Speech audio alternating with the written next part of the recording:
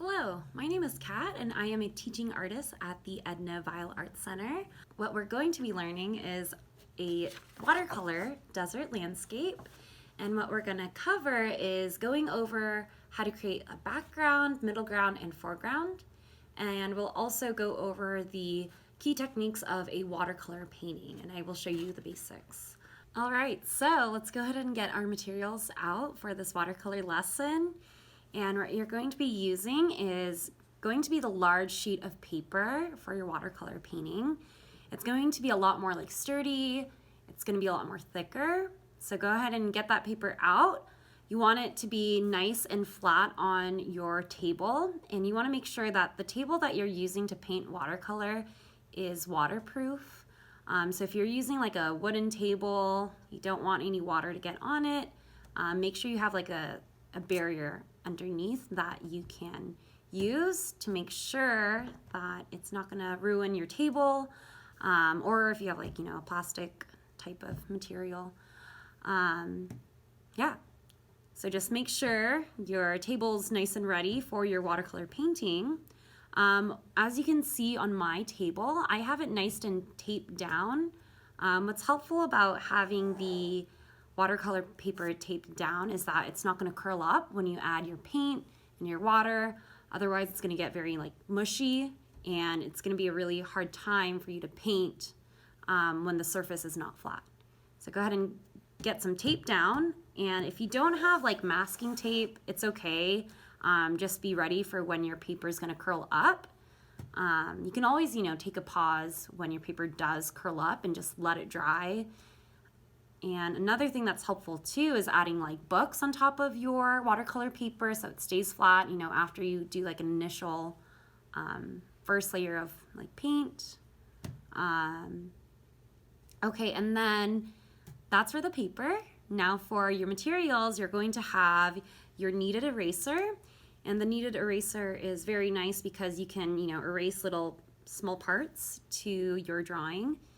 You're going to have your pencil, the brush, your watercolor paints, a cup of water, and then you might also need a straight edge or a ruler just to segment off this large piece of paper.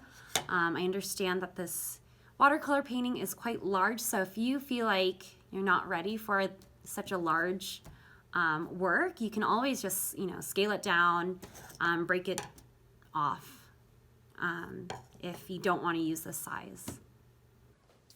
All right, great. So I'm gonna go ahead and start segmenting, cutting off some of my paper. So I'm just gonna draw a straight line because I don't wanna use the full sheet of paper. So I'm just gonna cut off a little bit, and then probably at the bottom I'm gonna also cut off a little bit. So I'm just gonna make sure my ruler or straight edge is nice and straight. And I am just trying to understand the size in which I can work. Not everyone can work in a large size, so whatever is comfortable to you. If you want to make it, smaller, that's totally fine.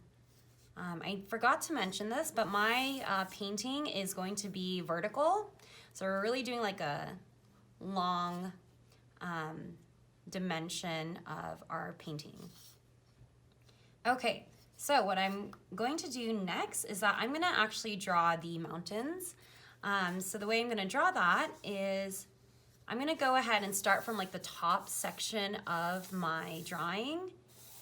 Again, our paper is really nice and long, so I'm going to use this initial third of the sheet within the rectangle that I have created. And my mountains, they're going to just be very simple with desert landscapes, especially here in Arizona. We don't have really large mountains, so they can be just nice and flat, just to create some type of composition. I am making my mountains elevated, so first I have the small one that's nice and short. I'm just kind of sketching very lightly to make the first small mountain, and then I'm going to do the second mountain. It's going to be nice and almost flat as well, but it's going to be a little bit higher than the first. And then I'm going to have a third mountain that's going to be a little bit larger. So that way when we have our composition. It looks nice as it goes gradual with the mountains. Okay, I'm going to go ahead and do another straight line. You can, freestyle it, or if you want to use your straight edge, up to you. I'm probably just going to use my straight edge. And just cut across. So now that I have this nice background of mountains. I have my middle ground, which is like the middle distance from us. And I'm going to start drawing what's going to be in the foreground. So the foreground is a subject that's going to be a lot closer to us, so it's going to be a lot larger. So I'm going to kind of work my way from like background, middle ground, and foreground. So you've already completed the background. And so if you want more to have your background to have more cacti, you can definitely do just like this long serraro. Does not have to be perfect. And what's nice about having things in the background is that it does not have to be super detailed. So I'm really just creating like a nice long popsicle stick almost. It's very lightly sketched. I'm not going for detail in this one. And maybe I'm gonna do another popsicle shape as well. And go ahead and do the same one on the other side. And I'm just creating different, cacti formations. Maybe this one's really high up. And you're gonna make your cacti not too big, because remember, if this is somewhat realistic, we're gonna have our objects that are farthest from us be a lot more small, not as realistic. So do not worry about how perfect they are. Does not matter. Okay, so I have like a few cacti in my mountains. And again, they're very lightly sketched. They're nothing fancy, just very generalized shapes. Think about popsicle sticks when you are creating your cacti. Okay, so this is my background. Now I'm going to go ahead and add what's in the middle ground. So the middle distance from where we are. In my cacti, I'm gonna try to create different shapes. We've done serraros for the background, but I'm gonna create like these oval shaped cacti. And I'm sure you've seen these. I don't know the exact name for them, but once you see them, you know. And I'm gonna just add these oval shapes. It does not matter like the direction. I'm just building these oval shapes on top of another. And they can really go in, any direction. And they're not too large either, but they're a lot larger from the cacti in the background. So they're starting to get larger because it's getting closer to us. So I'm gonna add a few more oval shaped cacti, and I'm just stacking them on top of each other. Again, it does not matter which direction they go. I feel like all cacti kind of just start meshing together. And it's very generalized. And again, make sure you're drawing very lightly, because when you start adding the watercolor, you don't want your pencil marks to be really dark and murky. Otherwise, it's going to affect the watercolor. Okay, so I've done like 2 of these oval-shaped cacti. So that's our middle ground. Now, the next step to our drawing is gonna be drawing a very large shape of the cacti. It's as if the cacti was like right in front of us and we can see the rest of the background beyond the horizon. So now I'm gonna just create them like even larger than life. So as you can see, like my shape compared to this and this one, like this one's probably like 5 times as large. So it's as if like we are doing a detail shot of the cacti close up and what that looks like with a background. So go ahead and keep doing these oval shapes. And they're gonna be just nice and large. Again, it's as if you were looking at, a close-up shot of the cacti. Gonna do another one right here. Okay, So that is my drawing, and make sure again you have like your background, you got, you know, 3 mountains, you have maybe some cacti if you want in your background for the mountains. And then you have like the middle ground cacti, so the one that is within the middle distance from us. And then you have like a very large shape cacti that's in front of us, as if we were looking at a detail of the cacti. You kind of want to start editing your drawing. So as I mentioned, when you are drawing, you might have really dark lines and you might have some sketch marks that you don't want anymore. So with watercolor painting, it's always good to keep, you know, your sketches nice and light, because once you start adding the watercolor, it's going to be very, you know, transparent, and you will see all of these, you know, pencil marks. So start erasing what you don't really need in your drawing.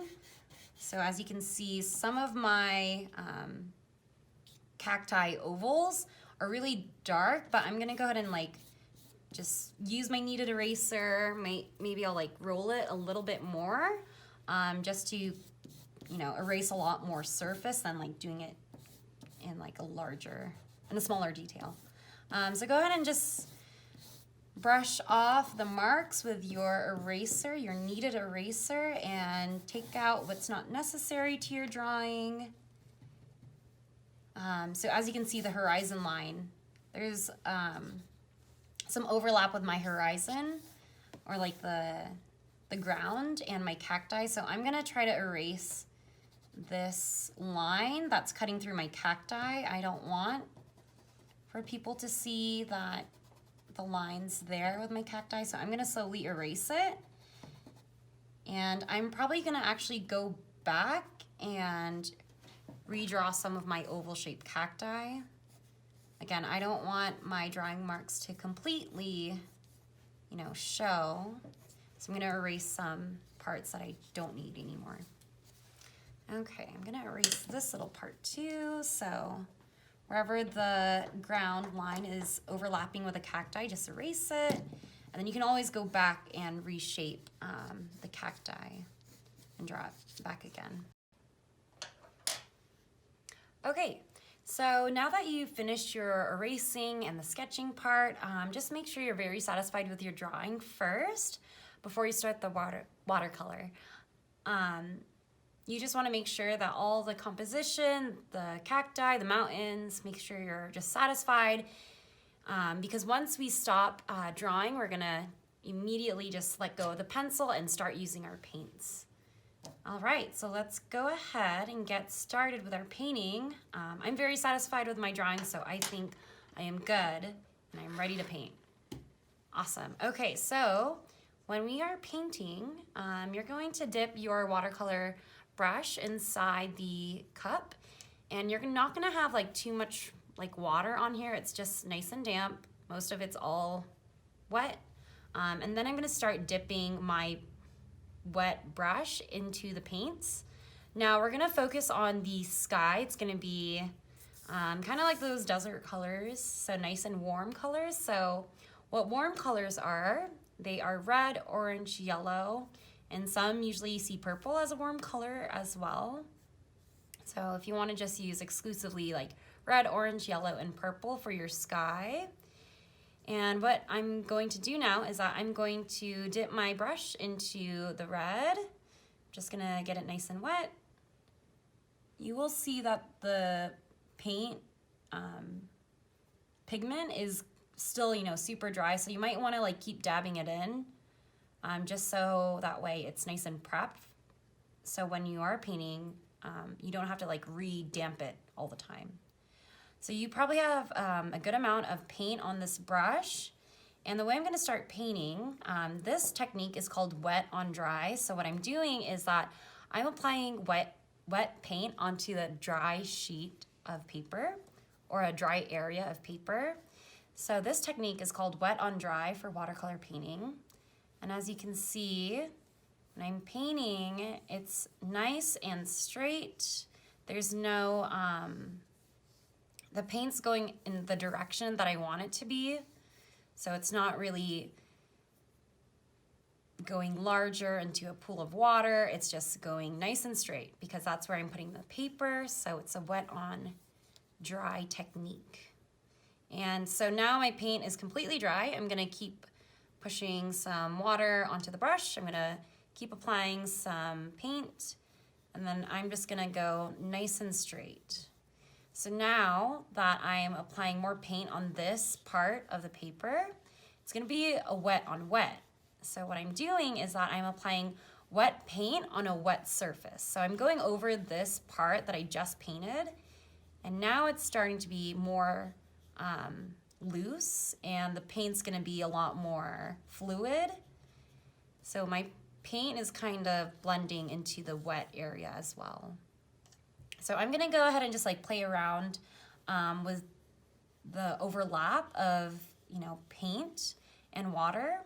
Now, as you can see, what I did just now is that I'm just applying water.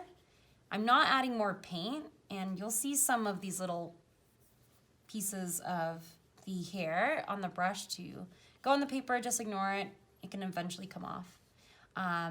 But what I'm doing right now is that I'm just applying water. I'm not adding more paint because, again, this is watercolor. You want to make sure that the watercolor is, to your benefit, and, it's a watercolor. So make sure you have some, good water in it. So this entire area was with no color. I just kept on adding more water. So this pink is going to be a lot more translucent, a lot more lighter in color than this area that was really like saturated, which means a lot more vibrant, a lot more darker. So I'm gonna go ahead and just keep adding to my, sunset sky. And I can start layering different colors. I don't have to do just red. I can start, adding some orange, or kind of looks like yellow, but I mean, if it's too yellow for you, just keep adding more from the palette. So just, apply more. And then, yeah, right now I'm just kind of going over what I've already created. And since I'm doing the background, I'm gonna go ahead and paint around all the edges of my cacti because I know my cacti is not gonna be pink or orange. It's going to be like probably a nice green color. So I'm gonna save that for later. So I'm gonna paint around my, my cacti and make sure it's not gonna be colored in like the sky because they're gonna be totally different. And then also I forgot to mention, so you might have to have some paper towels. And what this does is that it takes off some of the water. So say if you put like too much water and it's too much, you can always just gently like dab it off on your paper towel if you don't like the water too much. Okay, so I've added some orange. That orange is like really not orangey enough, so I'm gonna keep adding more. And I'm just gonna flow with where the water is going.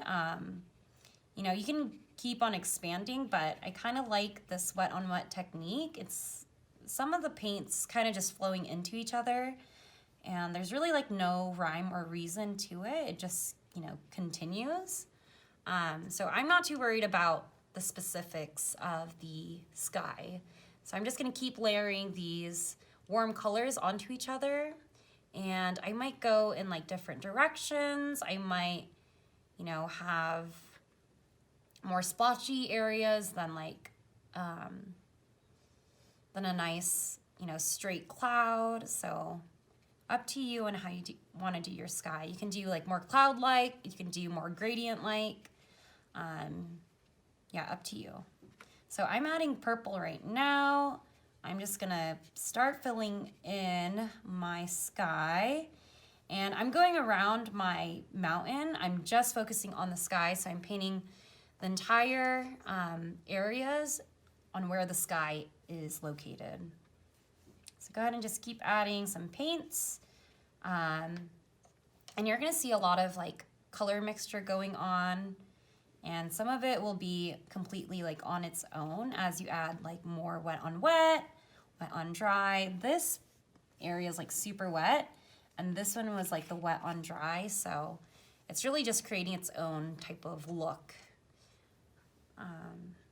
yeah, so just continue painting the sky as much as you want and add the colors that you like for your sky. If you like warm colors, some people like to have, you know, their skies where it's almost like warm and cool. So if you do want to add some blues into your sky, that's totally fine. You know, it can be any type of gradient that you want. But yeah, just create the sky that you want and go in different, you know, areas. So if you want to go horizontal or if you want to go up and down, up to you. Should I just keep talking when I'm like painting or just... If you run out of things to say, that's totally fine. We can stop this one and keep that one going. Okay, cool. Because I'm like, ugh.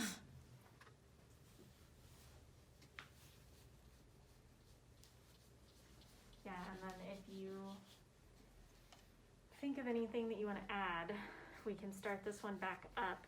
I can't see your painting at all in this one, so we could also just record you after you work on it, just talking a little bit about it. Got it. That makes sense? Yeah. Because a lot of your video, like from the last one, is you looking down again. Yeah. So, and like, you know, you're painting, so it's like, it's a difficult ask to like be like, look up while you're painting. Yeah. But like, maybe when you dip your brush, like maybe every time you dip your brush, you can look up. Okay. Just to connect with it for a hot second before you go back down. Yeah. Okay. Yeah, I'm trying to think of what other things I would say. Okay. I could always do like a recording even after, like an audio over. You absolutely can. Right? Okay. Yeah. We can do an MP4 Yeah. of audio. I've done that in my voice recording on my iPhone before and included that with my videos, like narration. Okay. So if you want, I can send you all the videos. I mean, you're going to need to send me the ones off of your phone. But I can also send you the progress video off of mine. And if you want to add any narration to it, you know, then you can play that video and talk at the same time. Okay. If that makes sense. Like at one point for one of my videos, I did that. And I watched my own video and then I talked about it into my iPhone. Gotcha. Okay. But yeah, I'm going to cut all the audio off of the ones on my phone and we'll only keep the audio from yours. Okay. Cool. I'm trying to think of what else to say. I mean, yeah, if you want to start it again, I can talk about like more of the colors. Cool. And just any time that you can have a moment with the camera is good. Because those are the only ones we're going to use from this. It's mostly going to be that overhead camera for when you're working. Okay, ready? Okay, so I hope most of the sky is nice and filled. You're going to start realizing that watercolor paper is going to be really absorbing your paint and the water. So just be careful on how much water you are adding. Typically with watercolor, and this is why many people don't feel comfortable with watercolor, is that they add too much water and, you know, the paper starts getting yucky. So just be very mindful on how much water you're adding. Now, if you do realize down the line you really love watercolor paper, there's so much other watercolor paper that can hold and absorb so much paint and water. So if you do like this, you know, very watery effect, but you don't like how your paper's handling it, you can always, you know, get heavier paper that can do it. And as you can see also for my sky, some of it I left white just because I thought like, okay, maybe it's the clouds. And it's almost very abstract. Now, there's no type of gradient with my sky. It's kind of all just, you know, flowing into another as the paper, you know, just does what it does. So, and yeah, I'm painting over my cacti a little bit with my sky. So even if that happens, it's okay. Again, because it's watercolor.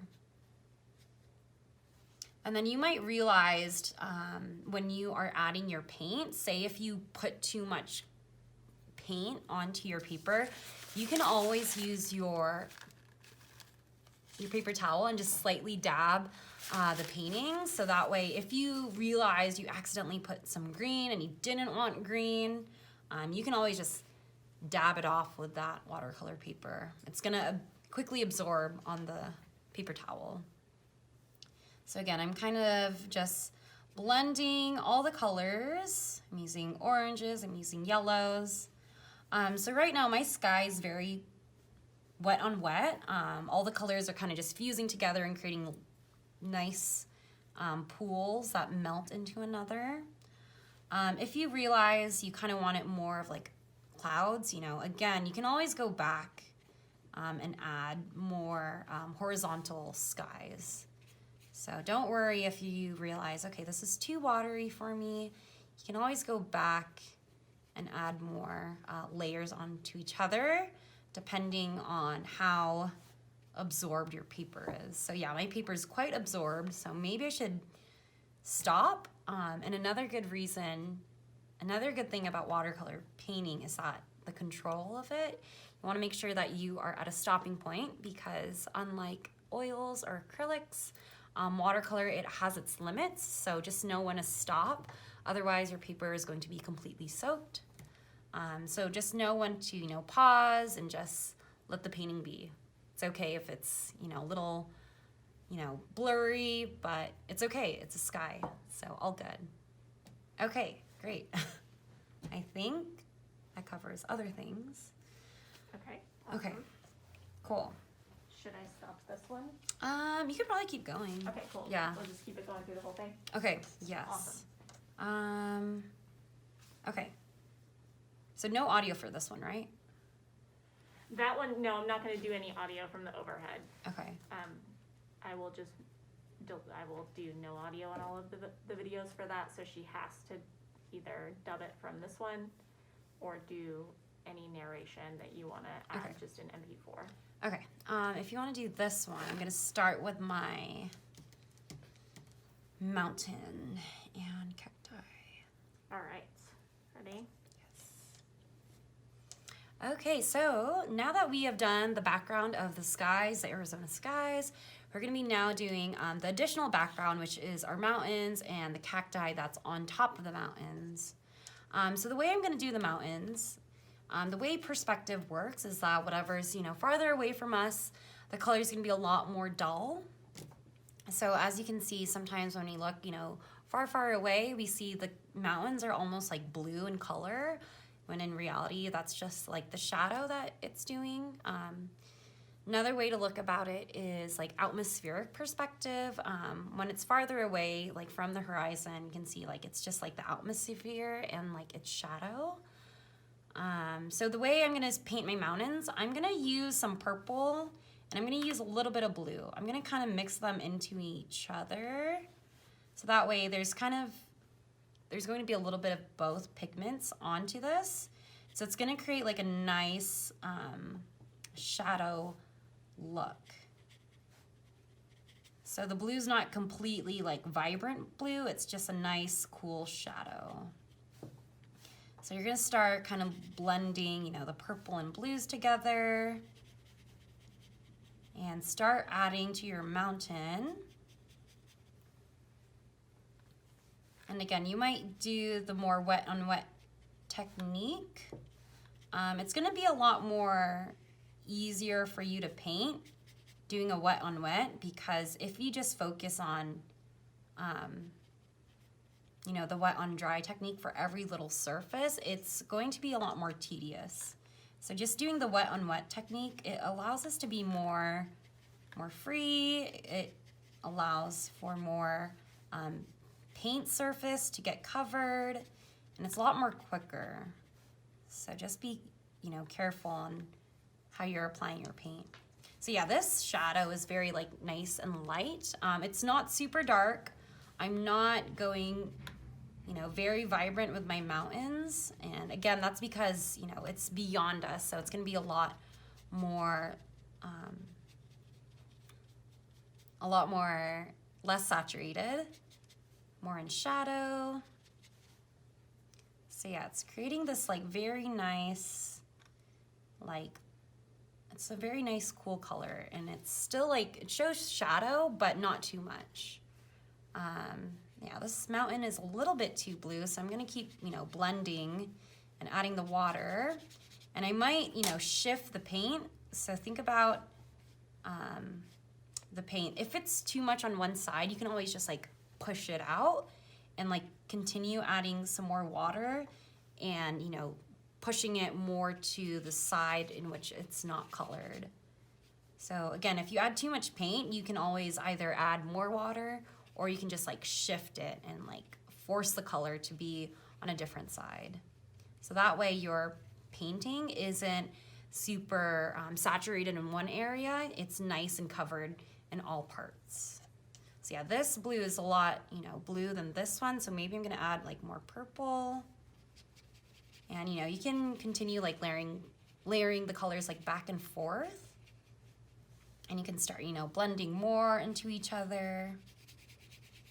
Maybe one side of the mountain is gonna be more blue, maybe another side of the mountain is gonna be a lot more purple.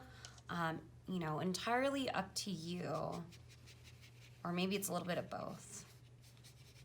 So again, I'm just using like these very like light colors for my mountains.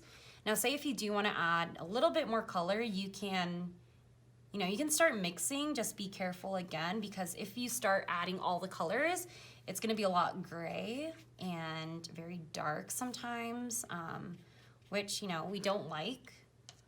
But if it happens, you know, just be careful, and you know, you can always just wipe it off if it's not working out in your favor.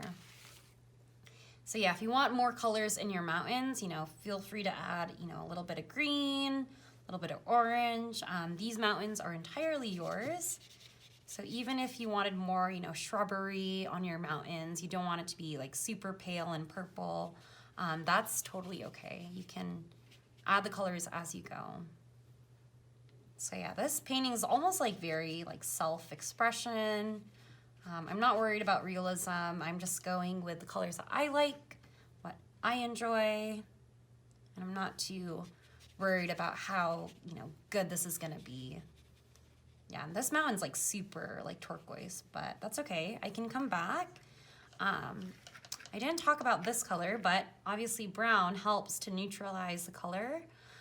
If you realize your colors are getting too like tie-dye colory, you can always neutralize it, add some brown.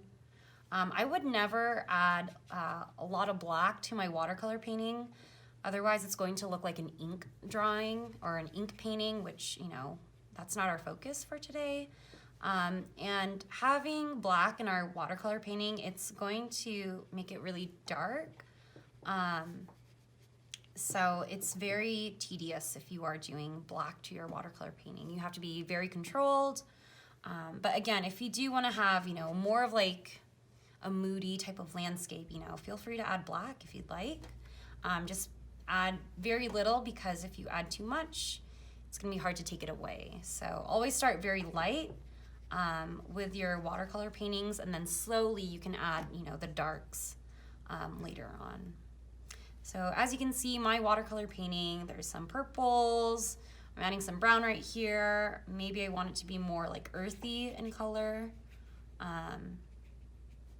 So you can always go back to your initial layer and, you know, add more paint as you go. But again, don't add too much. Just nice and light. And go with the colors that you like again. Okay. Set this mountain.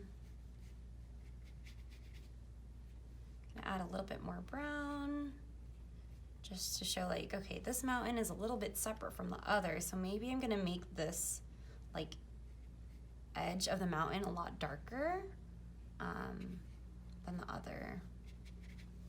Okay, so those are my mountains. I feel pretty good about it. So what I'm gonna do next, after you feel like you have completed your mountains, I'm gonna go ahead and start painting my cacti. Now I saved this for last, or I saved it separate from the sky and the mountain because I don't want all of my colors to start blending together in which it looks like one, horizon. I want to distinguish each subject. So what is the sky, what is the mountain, and what is the cacti? So I'm gonna have those nice and separate. I haven't colored them in yet, but now I'm gonna go ahead and color it in. So again, for our cacti that's in the background, we're not gonna make it super dark green. You might wanna have it, very nice and light. I've added like a really dark blue to it, again, and this is because it's in the background, and it's farther away from us, so therefore it's gonna appear a lot more shadowed, a lot further away. So I'm not gonna add too much green. I just want like a little bit of green to emphasize like this is a cacti, but I'm not gonna go, super saturated with my green. So it's good to have, some light shadows to it. So yeah, this green is quite different from like that green. It's almost like a turquoise.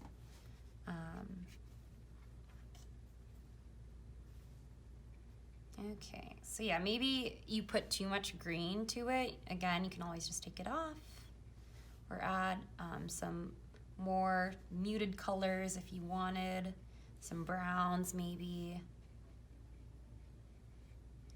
And again, I'm not worried about detail.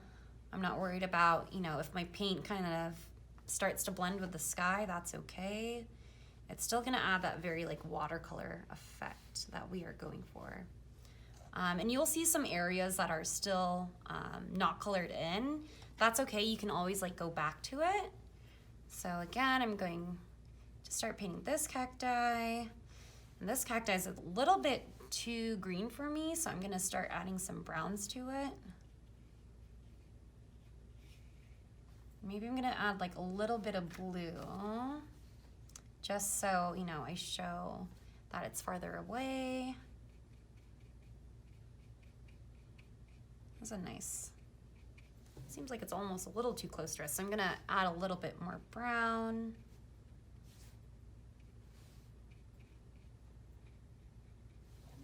Okay, that one's pretty good. Okay, I feel good about that one. I'm gonna do this one on the farthest right now. So maybe this is gonna be a very brown cacti. And as you can see, like my brush, you will realize there's a point in which you need to, hydrate your paintbrush. So if it gets too dry, go ahead and dip it back in. So if you realize, okay, this watercolor is not flowing the way I want, it probably means you just have to replenish the water and go back in. Okay, so that is one cacti. Okay.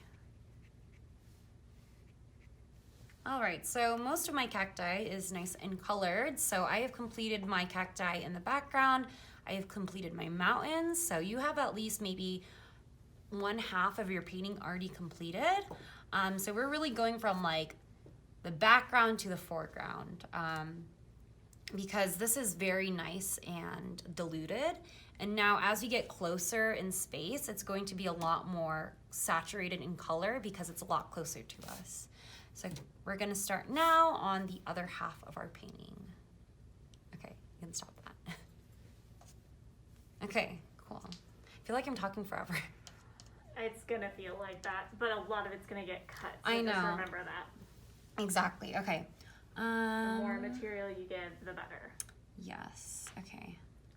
And with the talking, I know I keep saying this, but it's probably the most important thing. Like anything that you definitely want to get across, make sure you say it into the camera. Yes. Because those are the things that are gonna make really nice shots to add in. Okay. If it's more valuable for them to be looking at your hands, then like we'll have a shot of your hands. We'll still get the audio of you saying it, but like the most important things that you want them to know, you want to make a really good face shot of you so that they can switch over to the face shot to deliver it, right? Does that make sense? Yeah. No, you're right. Okay. All right, let's go. I'm ready. All right. Big breath. Okay. Okay, so now that we have completed our first half of the painting, we still have to do the rest of the painting. So as you know, we've already done like the mountain, and we still have like all of the cacti left to paint. So the next part is just filling in the, the areas that are not cacti. What tends to happen in watercolor painting is that a lot of folks tend to just always focus on the subject, and then we completely forget the rest of the surrounding areas of the subject. So if our main subject is like the up close cacti, we still want to, pay attention to the surrounding areas, because, it's our environment, and we are doing a painting that has different areas. So again, we have our foreground, middle ground, and background. So, make sure you focus on the foreground as well and still give it that attention it needs. So I'm gonna paint the foreground very similar to the way I did my mountains, because again, this is, the earth. So the earth is either, brownish, purplish, maybe a little bit yellow. Maybe if you're in Sedona, it's very like red and orange. But really up to you on how you want to do like the ground, the surrounding areas of the cacti. So I'm gonna just, stick to like a very like brown muted color. So again, I'm gonna dip my brush into the water cup. I'm going to just, paint water within the surrounding areas. So I'm not gonna paint within my cacti, I'm just gonna go around my cacti. I'm just doing a layer of water so that way my paper is nice and prepped. So when I do a wet on wet, it's just gonna flow out, and I don't have to worry too much about, the detail of the ground. So I'm gonna go back and repaint this. Now my brown's going to expand into the water that I already put down, and I'm gonna just, go back and forth and spread this brown paint out. So I'm using, again, like that wet on wet technique, which means, wet paint on a wet surface. So I'm just going around my cacti. Again, I'm paying attention to the areas around it. I'm not completely ignoring it and leaving it white, because otherwise it wouldn't be a landscape painting, Okay, so I'm going to just continue filling in the areas that I know is going to be like the ground, the earth. So I still have like this nice and brown color. Maybe I'm gonna do some purple. Maybe my ground's a lot more warmer than the mountains, which is like nice and cool. So maybe you'll start adding some more like oranges again, very similar to, your sky. Maybe you'll go back and add more brown. Again, really up to you on how you want to show what the earth looks like to you. And, again, that could be very warm colors.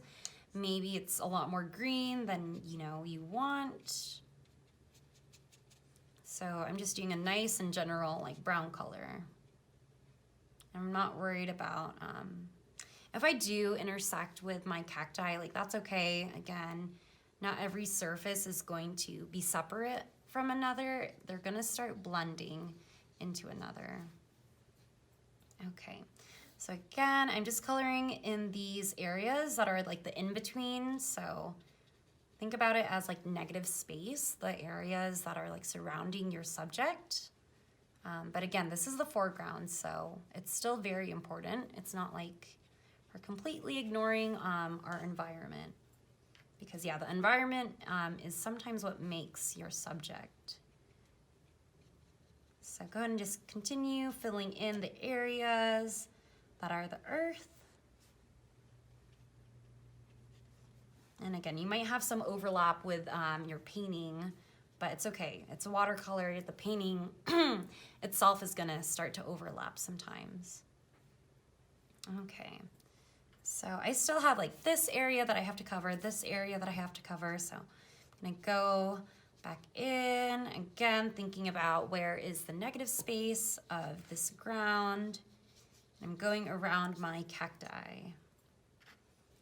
So as you can see, I'm just using one brown color. I can go back and add more colors if I want. Like this area is nice and purple and a little bit of orange, so I can always go back and add those nice colors together. And again, I'm staying nice and loose. I'm not worried about, realism. I'm just going with the flow of the paint. You want to make sure that watercolor goes with us. It's not against us. So if it's not going in the way that you want, that is okay. Again, there are ways that you can take out paint, and there's ways to really dilute the paint in order for it to just kind of like wash away. So I'm just going back with a little bit of purple over my brown because my earth is a little bit warmer than my mountains. Okay, that's pretty good. Okay, and I still have like this area that I need to cover, so I'm gonna make sure my painting is nice and filled and colored. I don't wanna leave any areas completely white because again, this is an environment. So try to, fill in the areas as much as you can.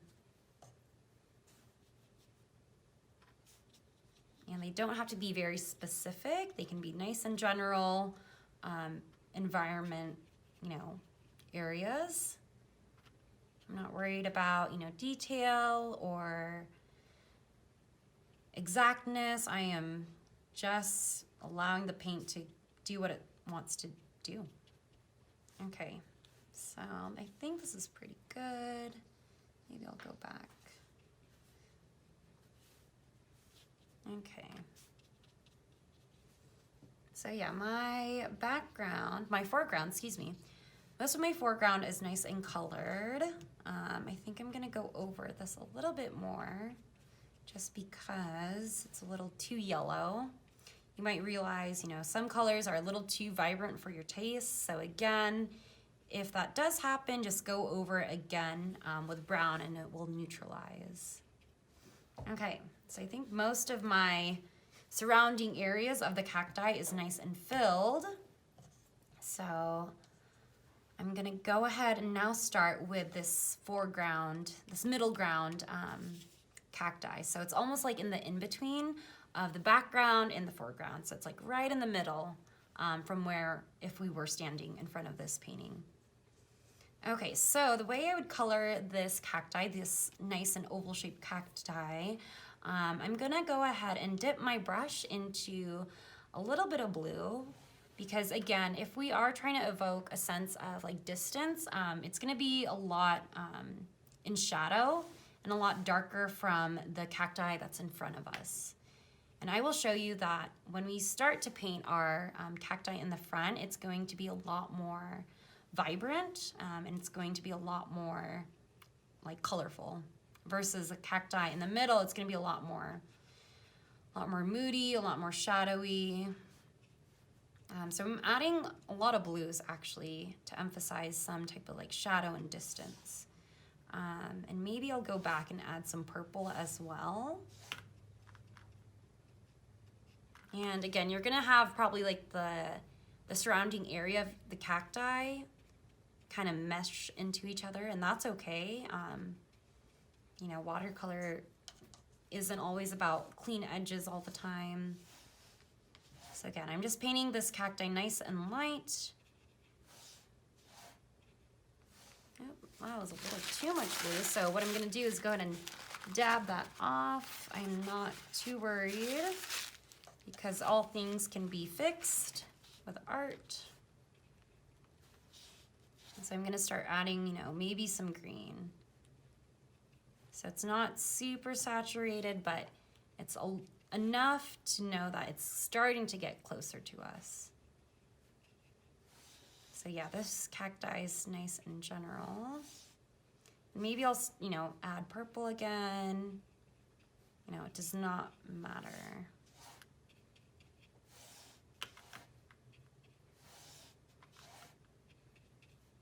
Okay.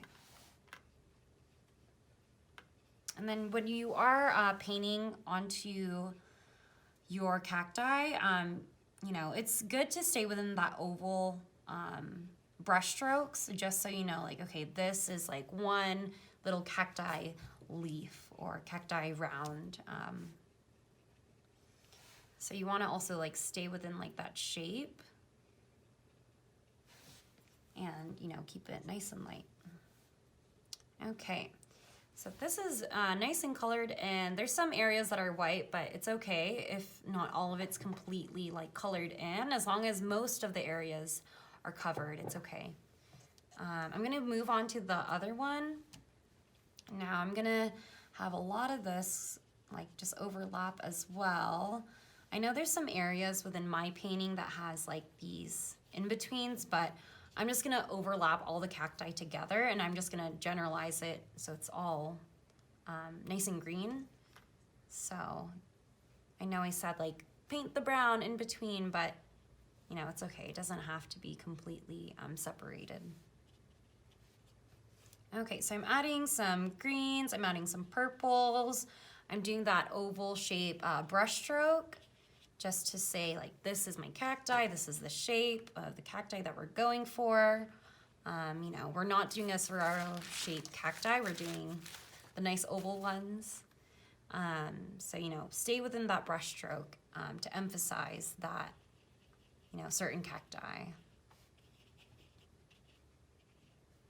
And then, yeah, you might realize the paint is going to start, you know, getting gray. If that happens, you know, just wipe it off. You know, you can always recover from watercolor. It'll be okay. Okay, so I've added too much green. So again, I'm gonna wipe that off. I was not a fan of that. That's okay. I'm gonna start adding some blues to my cacti. I'm gonna just start layering some of these colors. I added too much blue. I'm gonna either wipe it off or just add more water to dilute it. So some of this cacti is some purple, some of it's blue, some of it is green. You know, it can always be both. It doesn't have to be one or the other. They can always, you know, coexist next to each other. So don't worry if, you know, if the paint's like not making sense to you. They will eventually start to all make sense together. So yeah, this, I'm adding green and purple to each other. And this will give the paint a lot more like depth as well. I don't want it to just be a certain shade of green. We're adding some depth to our cacti. Okay, I'm gonna add a little bit more purple to this. See what happens with cacti, when we see it in person, sometimes like one part of it's purple, but if you go on the other side, depending on the perspective of the watercolor, or excuse me, depending on the perspective of the cacti, it'll be like a different color. One side could be purple, maybe another side's a little bit more green. It just depends on like how you look at it. Okay, so I got my cacti shapes. Again, I have this like blank white area, but what I can do is that I can always go back to it just because I wanna, you know, start completing my painting. And the parts that are a little empty, I can always go back and, you know, add more to it later on. So I'm just gonna keep moving to my cacti just so I can have a sense of completeness to my painting. And then if I decide that I wanna, you know, add more to it, I totally can. So if you feel like these little white areas are bothering you within the cacti, like feel free to always go back if you want. All right, so we are down to the last part, almost the last part to our painting, which is like the cacti that is closest to us. So as you've been hearing from me, that as we start painting from like background to foreground, which the foreground is the subjects that are the closest to us. So as we start painting from the background, it's gonna be a lot more lighter, a lot more like shadowed. It's not gonna be like super saturated in color. So as we are doing the cacti that is closest to us, it's going to be a lot more green, it's gonna be a lot more bold, compared to our background, which was like very watered down, very diluted. So I'm gonna add like a good amount of green. Now, with our cacti that's in front of us, now we're gonna really focus in on the shape. As you've been hearing, you know, we've been very loose for the majority of the painting, but since this is, you know, the cacti that is closest to us, we can start paying more like detail to it and be very intentional when you create a stroke. So like as you can see, my stroke, it's going to be in like a really, you know, curved line. I'm not doing those large watercolor shapes. I'm just really now focusing on like the line of it. So I'm gonna do like some outline almost with some of this cacti, just so you know, like this is the cacti that's in front of you. So what I'm doing is that I'm just dipping my paintbrush into the green, and I'm just doing the edge of my drawing. And I'm gonna probably repeat this to the rest of the cacti, so you know, they still have their individual shapes. So you're gonna start outlining your cacti ovals and emphasize which shape is what.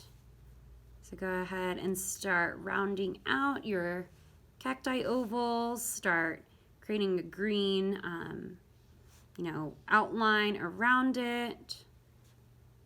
So this is kind of how watercolor and drawing, this is how like painting and drawing kind of like fuse together. We're still painting, but we are doing painting in a very exact way. We're not being super loose compared to the majority of our painting. We are just being very like strict on the shape and the line. So we're gonna have a lot more control this time and just focus in on each and individual shape. We're not really doing the large watercolor shapes. We're just focusing on the edge of our cacti. So as you can see, I'm doing these outlines around my cacti. I'm not rushing in to paint this middle part, just because I want to show in my painting that, you know, each cacti round has its own like individuality, I guess. So I'm not rushing to paint everything just right away. Like I'm taking my time with it. And I'm doing a nice outline. And maybe if you realize that with your outline you don't want to do green, maybe you want to do like more of a blue, like that is totally okay. Or maybe you want to do both. You can always go back and put the blue within the green, up to you. Or maybe also you might realize that you only want to put like a blue on one part of the circle. Say you don't want to complete the full circle, you can just do a blue on one side. There's really so many ways that you can create this. And when you start deciding and being selective on where we're going to place the color, it's going to add a lot of depth to the subject. So, maybe you decide I'm going to add a little bit of blue here, I'm going to add a little purple here. It's going to give some depth here because the cacti ovals, they're going to be almost like behind each other. So there will be some areas that will maybe be darker, maybe some of them will be lighter. So yeah, if you think about, a bouquet of flowers, not every petal is gonna be right next to each other. They're gonna start, going back into another. So think about it like that when you're painting your oval cacti. It's almost like, petals on a flower, they don't, just align all together. They kind of just stack onto another. They, go behind each other. Okay, so I'm doing, again, my green outlines. I'm not focusing on the whole shape. I'm gonna go ahead and do the shapes later. So I'm just doing a nice outline. And yeah, again, you could use blue, you could use purple if you want for your cacti. You could use yellow. A lot of people like to have their cacti really, warm. So if you do want to do yellow, you can. Again, you don't have to use just green and blue. You can use maybe one part of the oval is going to be more yellow than the others, or it can be both. This is going to be a lot more of a lighter green. It's going to be a lot more warmer. And that's because I'm adding my yellow. And again, if you decide for your outline it's too you know, it's lacking too much color, you can always go back and add some more. So yeah, you'll start to realize like some of this transparency is really nice as they layer onto each other. So this yellow is right next to the blue. But it creates a really nice effect in the sense that it's like almost, you know, it's still green.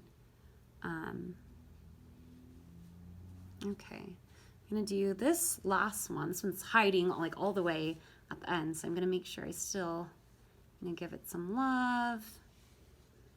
And yeah, all of your cacti, it doesn't have to be all within the page. There might be a cacti oval that's going off the page. So, you know, it's okay if you can't fit all of your cacti onto the sheet of paper. I think it creates more for a better painting when things are a little off the painting or off the picture. So yeah, it's totally okay. So after you've completed your individual outline of the cacti, go ahead and start painting each one now. Again, as we were talking about cacti, they don't always just stand next to each other. They kind of layer and build around each other.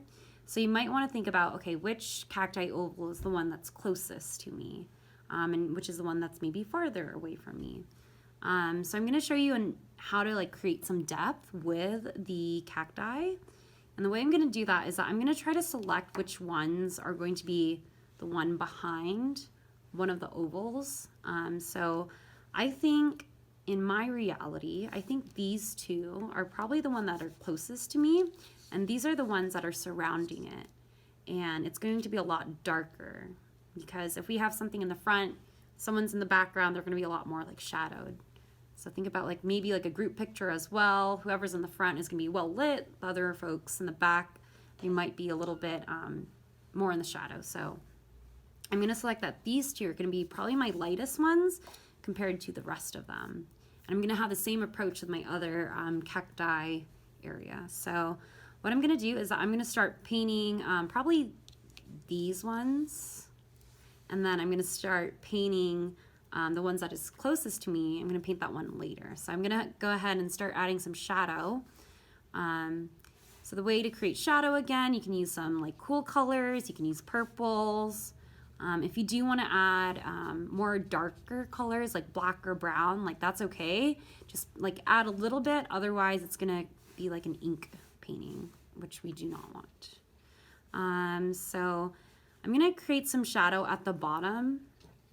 And that's because since this one's in front of it, it's going to add some depth. So I'm going to paint some of this like cool color at the bottom.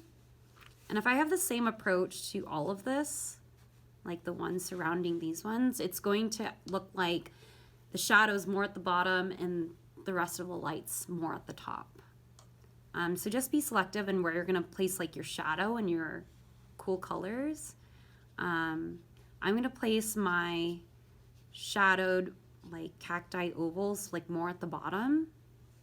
So I'm going to fill each one, add like general area of like purple.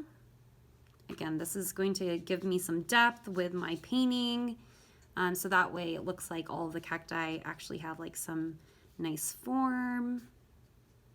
So I'm going to just paint some purple around it. These are my two ones, my two oval cacti that are the ones that are closest to me. So I'm going to save these ones for later. And I'm just going to build this like orange, excuse me, not orange, purple. I'm going to build this purple like shadow at the bottom. Okay. Maybe I'll go even like darker. I kind of want it to actually look like this is like the bottom of the cacti. So it's going to start looking very like, you know, almost like our mountain colors. I'm adding some blue as well. So yeah, this is just to show like this has the depth of our painting. So I'm just gonna go back and forth. Gonna fill that. Add a little bit of blue here. Okay, so So now you have like the top part that's nice and empty. So I'm gonna go ahead and color that in. So it's as if the shadow is more at the bottom of the cacti oval, and then you have more of a lighter surface on the top. So I'm gonna go ahead and do that. I'm gonna get rid of any colors that I had on my previous color mixing. So it's just nice and wet by itself. I'm gonna go ahead and add some green now. And I'm gonna go ahead and let these colors start to like blend with each other. And as you remember, when we did our previous oval shaped cacti in the middle ground, I emphasized, doing it in a oval shaped brush stroke. So if you want to have, the same way of doing it for the other ones, go for it. Because again, you're going to be creating that oval shape. Okay. So I'm going to start, maybe even adding some yellow as well. I've been very conservative, like with my yellow color, just because I don't want my whole painting to be like super vibrant. I only want the vibrancy to the things that are like closest to me. So I'm going to start adding, maybe some yellows at the top, maybe more greens. And I'm really trying to distinguish that this cacti in front of me is different from the cacti in the background. So I'm going to go really vibrant, very saturated with my color for this cacti that's in the front. So again, I'm just painting over it. And you'll see like the nice, like cool shapes. They're going to start to get nice and muddled up as well, but that's okay because this is a watercolor painting. So no worries if, they're not blending in the way that you want. Watercolor is a very freeing thing, so you can always just let it be what it wants to be. So I'm just gonna put some green on top. And I'm gonna do the same right over here. I'm gonna add some yellow, I'm gonna add some green. And I'm going to just start filling it in. And then you still have like these nice, like cool shadows at the bottom of the oval shaped cacti. So you can still see like there is some depth to this painting. It's not completely flat. This allows us to understand that, it's in space, that these cacti are living cacti. They're not, simple things. Okay, so now that I've like done this approach of adding like cool colors, then like warmer colors, I'm gonna do the same thing and try to emphasize and ask myself what cacti is like closest to me, which oval, and be very selective because this will allow you to understand which cacti like is really within space and which objects are behind it. Okay, so I'm going to choose that this one's going to be the one that's going to be maybe the closest to the front, probably this one too. It looks like these two are probably the closest. The rest of these ones, it seems like they're kind of more pushed back. So I'm going to really try to bring out these two. So I'm going to save these two for last, and I'm going to start doing the same approach that I did to these cacti. I'm going to start adding some of that purple and blue again to the bottom of my cacti. And I'm going around the cacti that I think is closest to me, whatever that might be.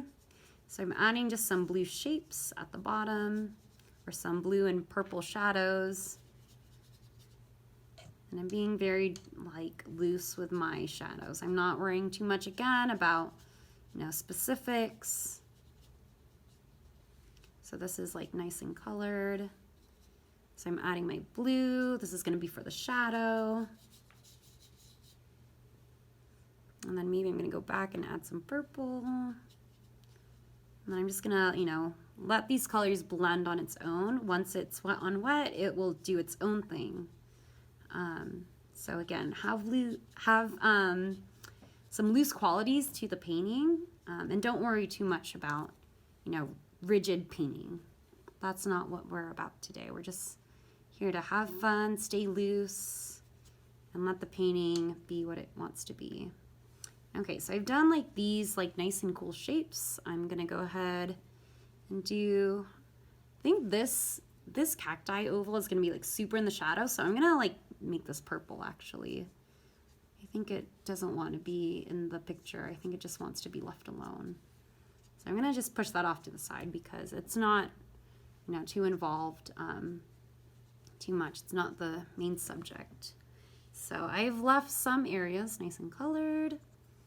I'm gonna do the same approach. I'm gonna go ahead and color in like these lighter areas for the cacti. So I'm gonna use some yellow, I'm gonna use some green, and then I'm gonna let the shadows start to blend with the colored area in which it's a lot lighter. So again, I'm using like yellow, I'm using green.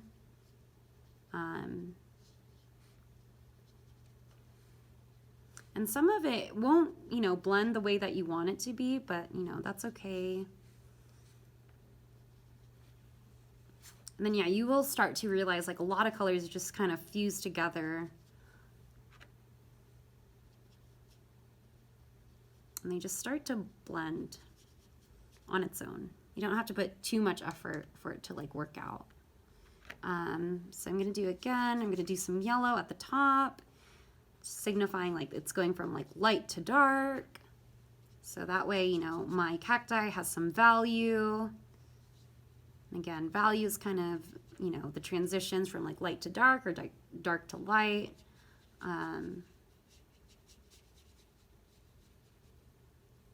Okay. I'm going to do this again. I'm going to do some yellow at the top. I'm going to add some green. So now my cacti, it's like super vibrant compared to the rest of my background. Like most of my paint is like super nice and saturated.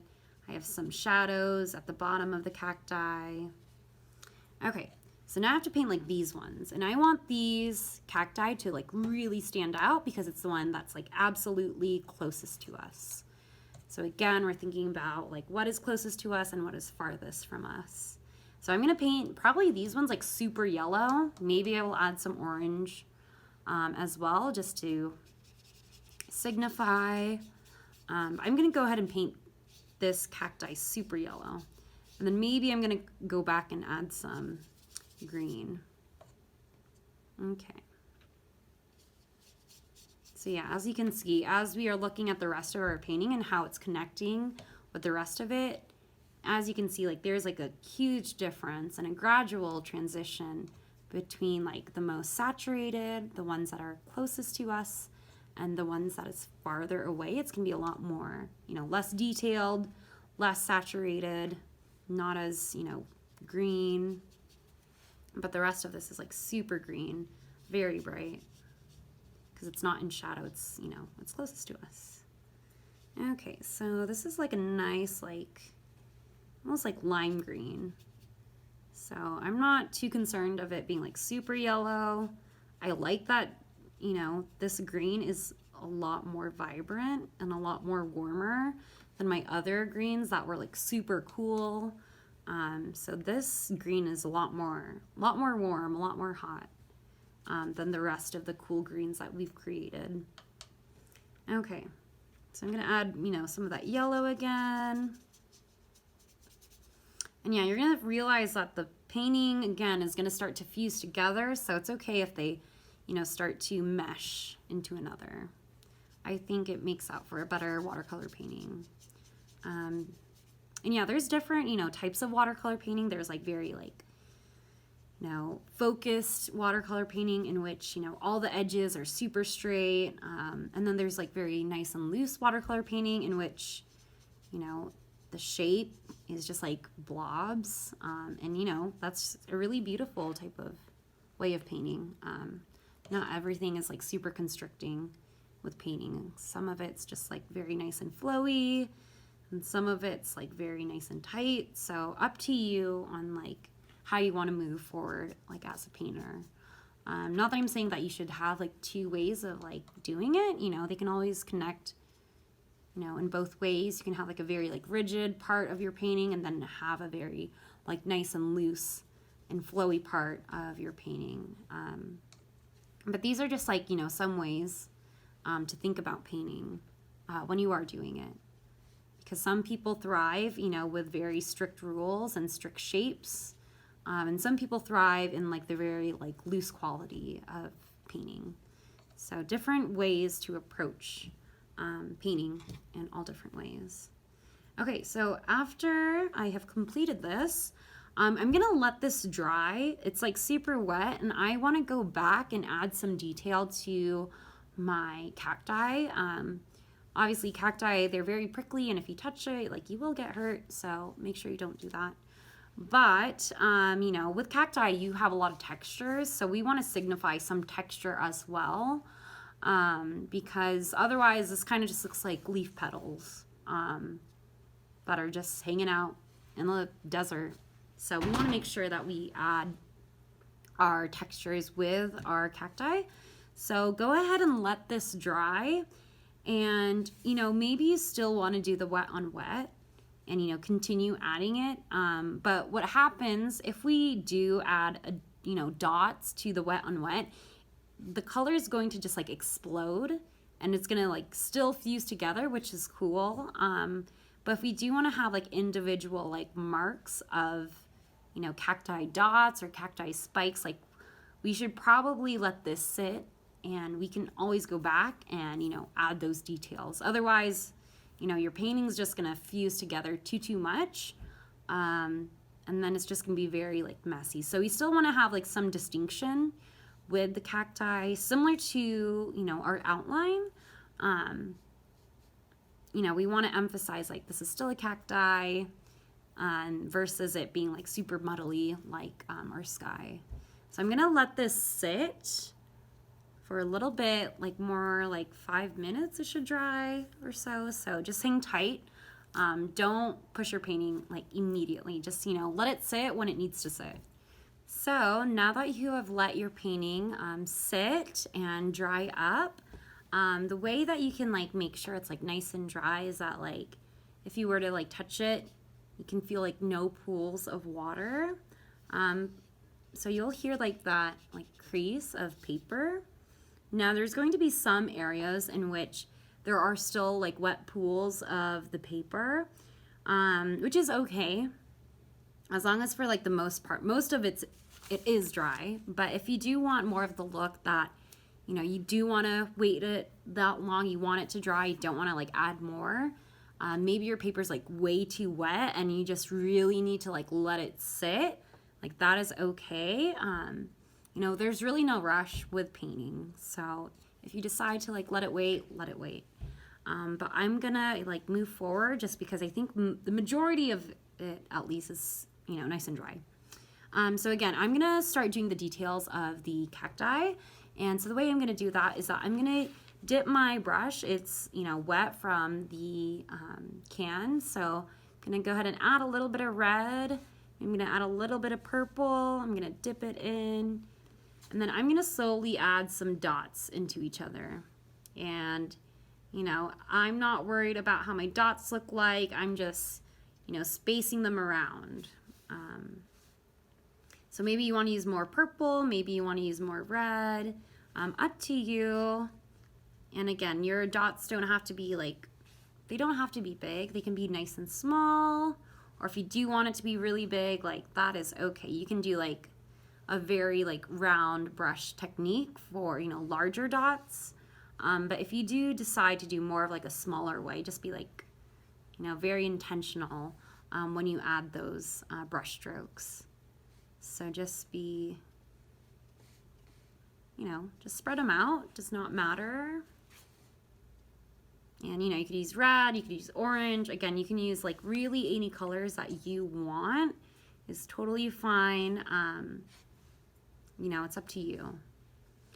But what's nice about watercolor is that, you know, we want to have like a different range of colors together. So having like some really warm colors on top of a very cool shaded, you know, cacti, it's gonna add more, you know, more uniqueness to a painting, and it will just create more color combinations.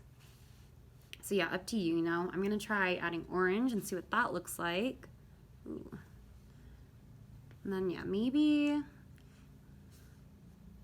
you know, decide what dots you want to create and which details. And then you might also want to add like the buds to your cacti. So like these very like bright red, you know, flower buds onto your cacti. You can totally do that as well. So as you can see from like my demonstration behind me, I've added a lot of them. So if you do decide you want to, you know, do that, go ahead and, you know, just, you know, add them to your painting.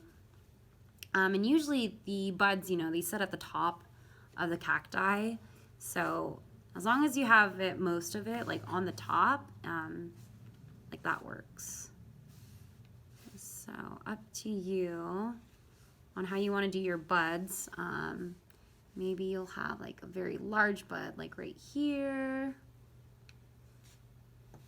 Again, there's no right or wrong. If you do want to add this, you know, this is entirely up to your decision making. If you like it more simplified, that's okay. But if you do want to add like these like details to your painting, like by all means, go for it. And yeah, these buds, you know, they can be very like thin, they can be very like round. So really up to you on how you want to do it. That blob almost looks like a bud. So I'm going to work with, you know, some of the shapes, you know, already define what you're going to do almost. So yeah, this bud shape is already was almost made for me. So yeah, look at the crevices of your painting. You might find like, oh, like maybe this is a good shape to put my bud. And then also like with this empty space too, like you can, you know, utilize that for more, you know, buds as well. So up to you if you want to add these, you know, small details. You could also not use red. You could use orange, you could use yellow. The buds on a cacti and the flowers are so unique that they do not need to stay within this color. It's okay if you want to, you know, change it up as well. You know, you can add some purple. So yeah, all good on how you want to do it. And yeah, even with some of the brush strokes, you don't even have to do a bud. You can just do like large brush strokes and like just spreading it out.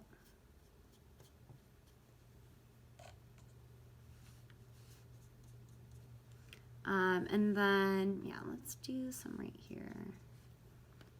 And I'm doing a lot of them, like with my painting. You don't have to, again, like if you want very selective oval cacti to have like maybe just a few, like that's okay. Like you do not have to put them everywhere.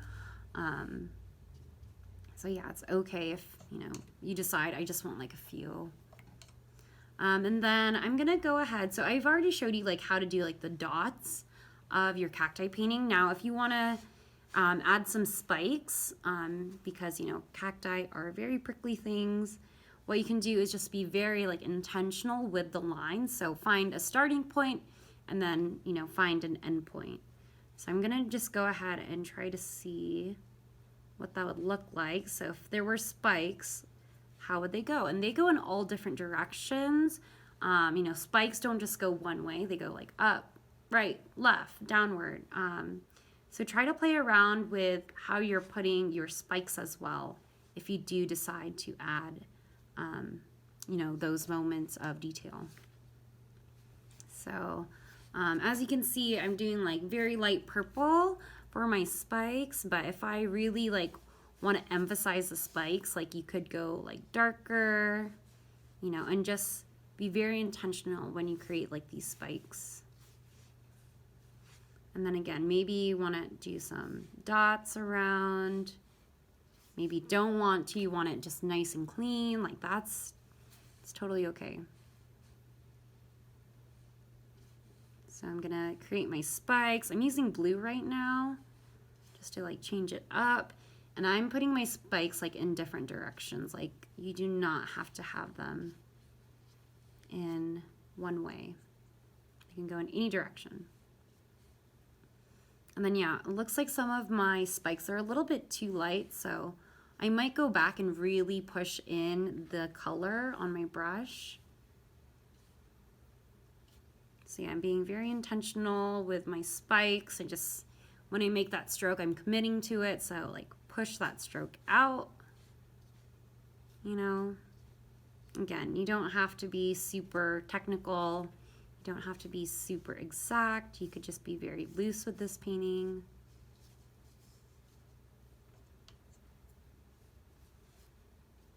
So again, we're building up the texture of our painting, we're building up the detail of our painting, if that's the route that you decide to go to. So again, just be very mindful on what you want to create. Okay, and I am realizing now I don't have too many dots on this one, but I'm gonna go ahead and make sure it's like nice and evened out. So yeah, I have a lot of dots here, but not enough dots here. So I'm gonna go ahead and just put some dots around. I'm adding that texture to my cacti. And I'm making sure it still has like the same amount of like love compared to the other cacti. But you know, if you want to emphasize just one textured cacti, like that's okay. Again, really up to you on what you want to do. And what's really cool about, you know, watercolor is that it's going to create like a very dry brush look, you know, when your paintbrush isn't as wet, which can create like really nice like straight lines. So yeah, nice dry brush also helps with your painting. Okay, so I'm adding a lot of purple. I'm gonna add a few more dots here. Gonna be intentional. Okay, I feel pretty good about my painting. I don't know if I want to add more to it. Maybe I'm gonna do one more. I'm gonna do one more bud. It feels a little lonely over here. So yeah, ask yourself like, okay, does this feel right to me? Like, am I satisfied? You know, like, as long as you are, you know, intentional with what you want to do, like, that's great. So, you know, this is all just practice for us. So you might realize like, okay, it was a little rough, but that's okay. You know, I'm going to try again tomorrow. Like, sometimes the first painting isn't going to go as planned. But there's always like, you know, the next day for you to try it out again. You know, like there's so many ways that you can continue trying. So even if this time it was, you know, not what you wanted, like that's okay. You can, you know, keep going with painting. So sweet. I think this is kind of how I want my painting to be. Now again, I have some white areas, but I'm gonna leave it as is. I could go back and, you know, fill in this area. So yeah, just be mindful also, like, you know, can I push the painting more? Like, do I want to just let it breathe? Like, because yeah, if you add too much to it, like it might cause damage to your painting. So just be very careful. Sometimes we overwork paintings, and that's super critical. And it's really rough too, because like you spend so much time working, and then you decide like, oh no, like I should have just like left it as is. Like I shouldn't have, you know, pushed it too much, because what I had before was really good. So, you know, it's okay to not overwork your painting either. You know, again, like some people really like all these details, and some people like very like minimal, you know, parts to their painting. So, you know, it's really entirely like up to you. Okay, so I'm like kind of adding, you know, this white area. I'm just filling it in again. I'm just gonna go back and just try to spread out this like color. You know, I'm just gonna spread that out. So again, I'm just thinking about very generalized areas. So maybe there's parts of the painting that you may have missed, like this area is like super white. I might go back in and like add my brown, just so, you know, I'm still thinking about my environment. But again, you might be very intentional, like you want it to leave it white, like that's okay. You don't have to paint every little surface if you don't want to. But, you know, just try to think about these, you know, details when you are finishing a painting. Like, is this what I want my painting to be? Is this okay? Because, yeah, you can always go back and fix it or add more. Or you can be, like, super satisfied and be, like, super confident, like, I made a really great painting and I feel so good about it. I don't want to touch it anymore. So just ask yourself, like, these questions when you are completing your painting. Okay, so I think I'm satisfied with my painting. I feel like I really worked in on the cacti, and like I have a lot of textures going on. I put a lot of spikes. They're kind of all like overlapping into each other. And I have some really cool areas that are just like nice and flowing together. Even like my mountains, like I like the way it is. It's not super detailed. My sky, I like this nice like washy like look to my skies. They're almost like clouds that was created by itself. So yeah, I feel very good about my painting, and you know, there might be parts that you realize that like, oh, that could have been done better, but you know, it's okay. You know, you can always try again with, you know, this type of way of like doing a painting. So you can always, you know, keep on trying, keep on practicing. You know, it's only a matter of practice for your work. All right. Let's end that. For those who have taped the surface of their watercolor painting, now it's time to, you know, take off the tape. And some caution. So if your painting is still like a little bit wet, still super fresh, you've probably seen like the way in which, you know, watercolor like drips down. If you do like this look and you wanted to like try it out, and say your painting is like still fresh, still wet, still has some water on there, what you could do is, you know, untape it and hold it up, and then the paint is gonna just, you know, flow into like the bottom, and then gravity will just like be your guide, and the colors will start to like mesh. So that is, you know, a look that you do. If you do want to do it, go for it. But for those who just want to like leave their painting as is, you don't want to have any more drips, you don't want any more mixtures of, you know, paint pools, make sure it's just super dry before you untape it, okay? Most of my painting is really dry. Now there's just very like concentrated areas that are slowly drying. It's still like a little bit damp, but for the most part, it is completely dry.